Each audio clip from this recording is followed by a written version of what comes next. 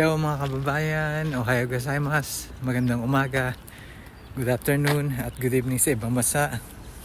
Andito po na naman si Daddy para magbigay ng update para sa ating kwentuhan at ipapakita ko po sa inyo ang akin lagi inaabangan niyang pagbuka ng cherry blossom dito sa Okayama, Japan. Medyo late na po ang pagbuka ng bulaklak dito dahil talaga pong medyo malamig pa at ang kinatatakot ko po ay uulan po bukas. Pag umulan po bukas, ma-damage po, mawawala na yung mga bulaklak na ito. Matitira, pangit na po yung tignan, no? Kokoti na po yung matitira. Kaya sana po 90% po na uulan eh. Sana mabago pa yung klima para maging maganda ang subaybay natin sa cherry blossom o sa sakura. Ayan po, dumadami na po ang mga bulaklak.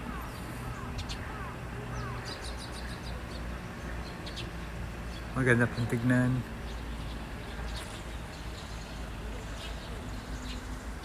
Napakaganda pong tignan. Pupunta pa tayo dito sa kabila.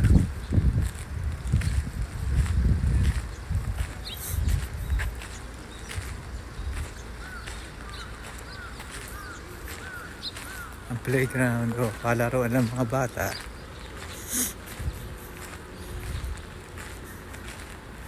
Alam niyo pa iba yung buka ng bulaklak. Meron po talaga late na late. Hindi po talaga sila sabay-sabay kagaya ng dati. Dati po sabay-sabay silang bumubuka. Ngayon po meron bumubuka at may mga nalalaglag ng bulaklak o petals. Ngayon po marami pa rin buko yung hindi pa bumubuka, pero hopefully sana maging matatag sila sa mga ulan at hangin dahil napaka-sensitive po nito sa ulan at sa hangin. Makikita nyo po, papakita ko sa inyo sa baba. Meron na po mga nalalaglag.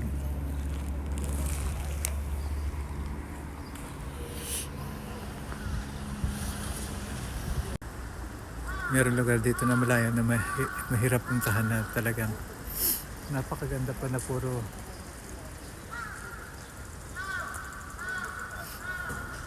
cherry blossom ang makikita nyo.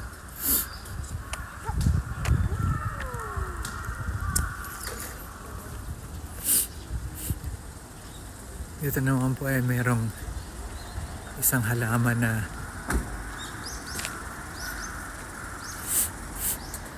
puno-puno po ng pulang bulaklak. Ayan po.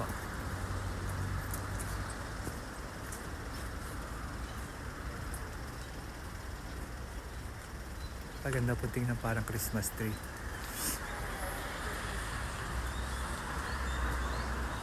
Pero ang bilis din po malaglag, oh. Sa hangin lang po yan. Pag nahanginan po, wala na. Dito po ako sa aking isang paboritong tambayan. At dito po tayo magkukwentuhan.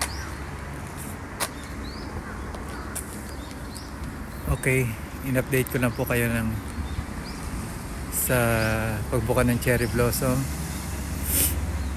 Unfortunately talagang nasa 1/4 pa lang po yung bumubuka. Kaya po araw-araw ko sinusubaybayan. Medyo sinisipon po si Daddy dahil uso na po yung allergic rhinitis o yung allergy sa pollen. At narito po tayo para magkwentuhan. Ang pagkukwentuhan po natin ay isa sa mga itinuturo ng pag-uusapan po natin ngayon ay tungkol sa pakikiapid. Ayan, magandang topic po to. Meron pong tukso o maraming tukso dito sa ibang bansa, kahit naman po dito yan sa Pilipinas, dahil ang communication po ay masyadong madali dahil pare-pareho tayo mga Pilipino. Ngayon po, isa dito sa kilala ko, actually hindi kami close, isang kilala kong Pilipina na merong kaibigan na taga-ibang bansa. Hindi ko na po babanggitin kung anong nationality nito. Matagal po sila magkakilala ng kanyang kaibigan. At talagang kung magturungan po sila para silang magkapatid. Nagbibigayan at kulang na lang po tumira sa isang bahay. Kakilala po sila sa gabing trabaho, nag-entertain po sila ng mga customer, at pareho po silang magkasundo. Actually, para po sila magkapatid. Talagang kung magturingan po sila, talagang parang merong forever na talaga sa kanilang friendship. Ngayon, ito pong asawa ng Pilipina, ito po ay isang taga rito na mahilig magnominiko o mahilig mag-inom. Meron po silang 2 anak at masasabi ko po na masaya ang kanilang pamilya sa pagkakaalam ko. Ngayon po, bigla pong may pumutok na balita o chismis na nagkaroon ng gulo at medyo nakakalungkot pong isipin na ang Pilipinong ito at yung kaibigan niyang nasa ibang nasyon o ibang nationality ay hindi na niya maituturing na kaibigan, kundi isinusumpa niyang naging kaibigan niya. Bakit? Kasi po ito pong Pilipina, madalas niyang dalhin yung kaibigan niyang ibang nasyon o ibang nationality sa kanilang bahay. Ngayon pinakilala niya po sa kanyang asawa at nakita niya po na yung asawa may sinasabi o may pera. Ganon din po yung meron maayos po yung pangangatawan at meron pong marami pong pera, dahil kaya nga po maraming pera, kaya nga po babarhaping lagi, maraming pera. Ngayon, hindi naman po kagwapuhan ang lalaki, basta po mapera. Ngayon po, ito pong Pilipina at yung kaibigan niya ay pareho po nagtatrabaho sa araw. Marami pong bagay na nakikita niya pag pumupunta yung babae sa kanilang bahay, meron siya napapansin na nagiging close at lagi nagtatawanan yung dalawa, yung kanyang kaibigan tsaka yung kanyang asawa. Masyado po silang close at marami silang napag-uusapan na napansin lang naman ng Pilipina pero hindi niya binigyan ng mali siya. Ngayon, isang beses po, pumasok sila para nagtatrabaho po sila sa gawa ng obento o ng yung ready to eat na mga binalot o pagkain.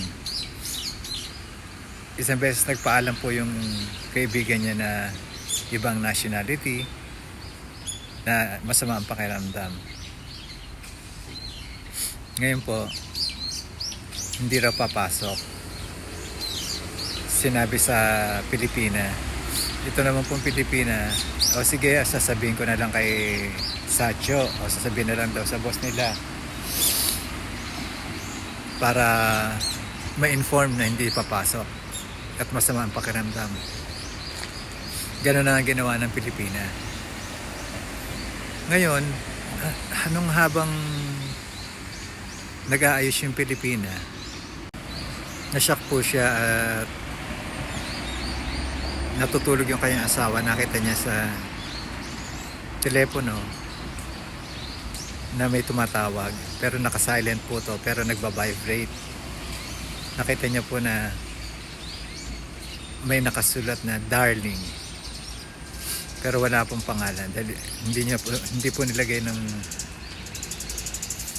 taga-ibang nasyon yung pangalan niyang tunay, o hindi nilagay ng kanyang asawa yung pangalan niyang tunay. Yan po yung nangyari. Tinutuban po itong Pilipina. Ngayon po, nung kinutuban yung Pilipina, talagang hindi siya mapakali. Talagang hindi niya alam ang gagawin, kundi ang magtaka at magkaroon ng hinala. Masyado daw po ang kaba niya at talagang kinakabahan siya sa kita niya sa cellphone ng lalaki. Hindi niya alam kung sino yun dahil wala naman talaga nakalagay na pangalan. Nakalagay lang darling. Tapos may mga puso-puso pa. Lintik na puso yan. Ngayon po, nagpunta siya sa parking ng bahay nila at sumakay siya. Naka-uniforme na po siya at tumawag siya sa kanyang amo o satyo na hindi rin siya papasok dahil sabi niya masama ang pakiramdam niya. Actually, sinasama na talaga siya ng pakiramdam dahil sa nakita niya. Talagang nagdududa na siya. Ngayon, habang nasa parking lot, minabuti niya na itago yung kotse dun sa mga parking na hindi makikita ni Numan. At ganun nga po ang ginawa niya.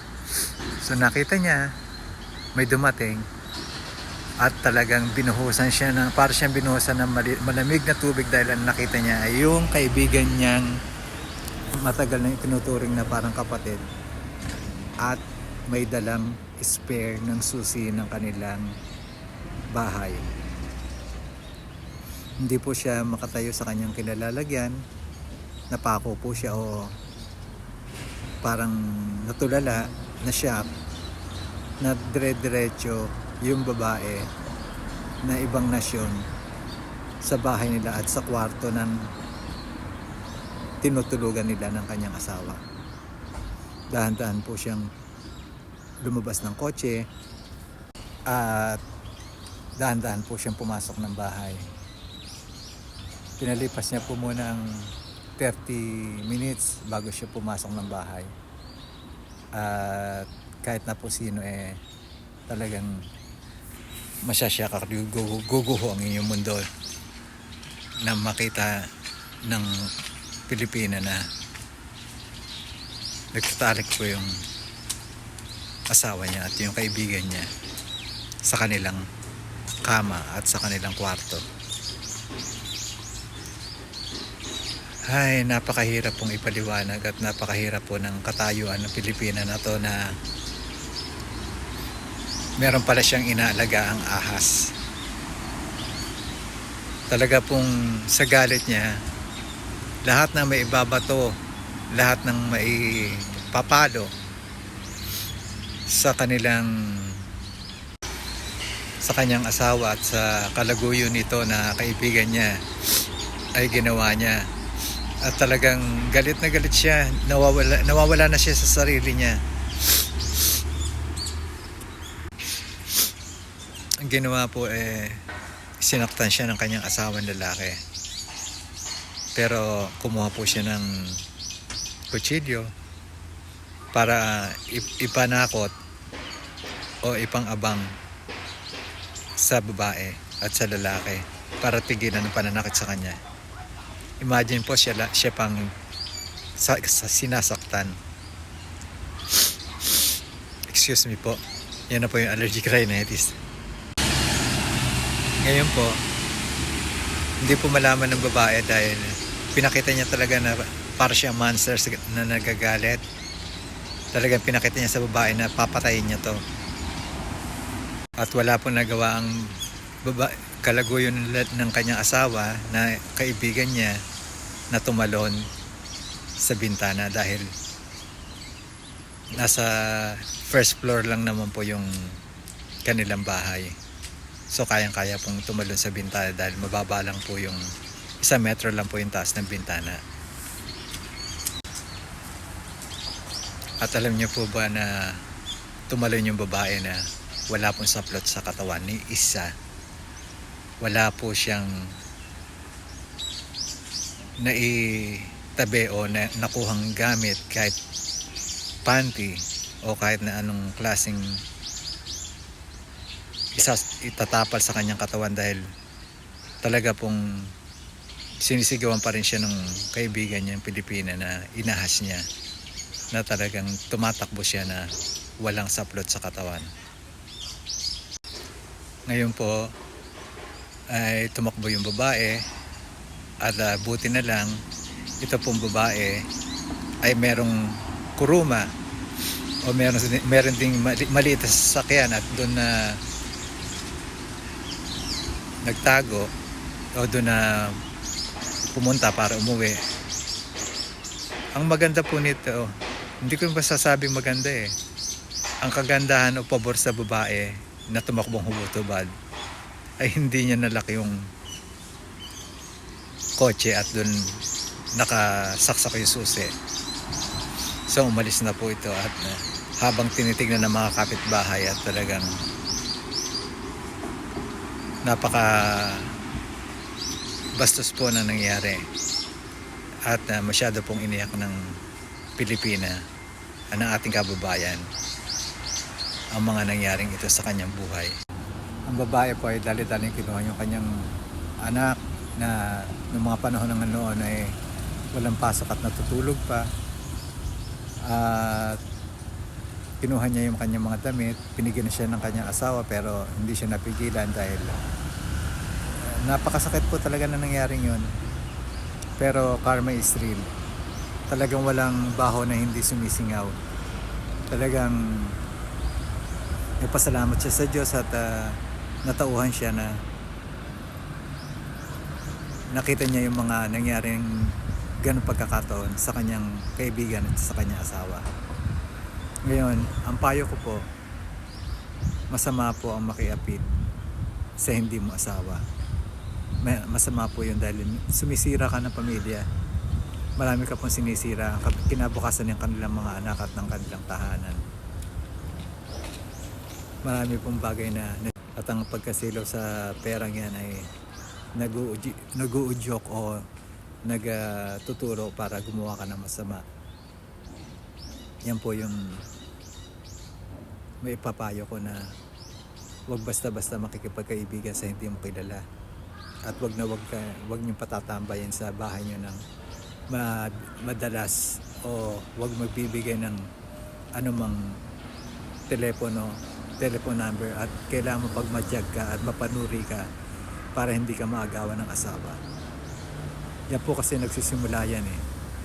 Yan pong pagbibigay ng mga bagay na tungkol sa kanya asawa dahil mapera. Yan po yung nakakaakit sa ibang babae o sa lalaki, kahit na sino man, yung mga mahina po sa pera. Yan po ay talagang hindi natin may iwasan, pero kailangan po natin na maging maingat sa pagpili ng kaibigan.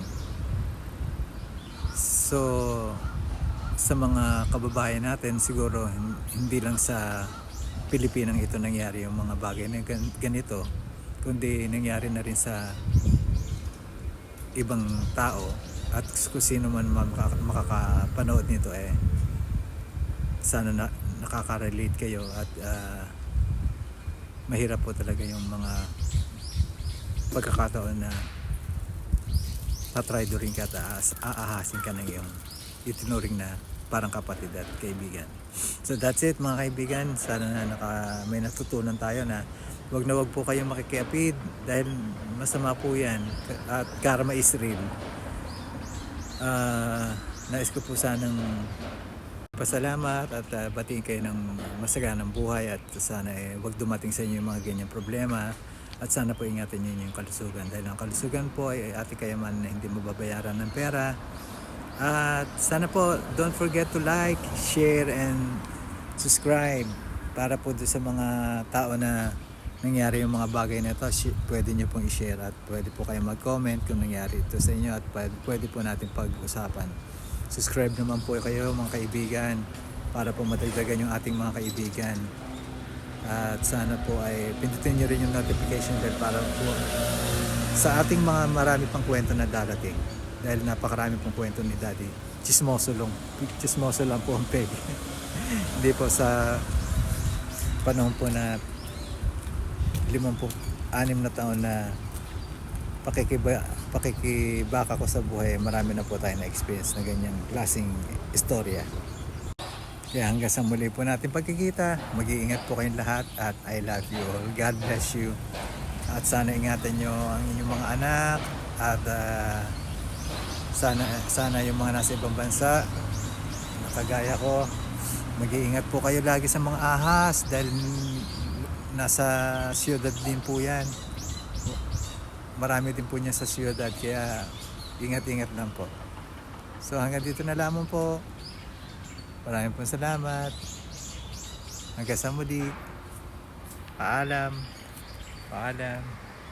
Goodbye for now. Bye-bye.